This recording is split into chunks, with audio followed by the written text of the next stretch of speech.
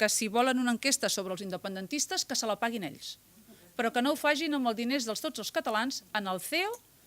perquè el CEO està al servei dels problemes reals dels catalans i no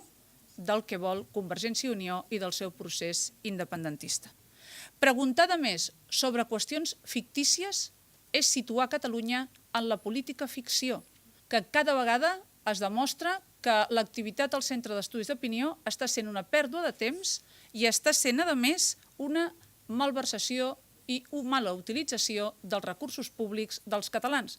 Jo lamento que per una agressió que s'hagi produït al secretari dels socialistes molts no recordin el que el Partit Popular està denunciant des de fa molts mesos, perquè el procés independentista està dividint a la societat catalana i, el que és pitjor, està enfrontant i dividint a les famílies, als amics, a la feina i a la societat catalana.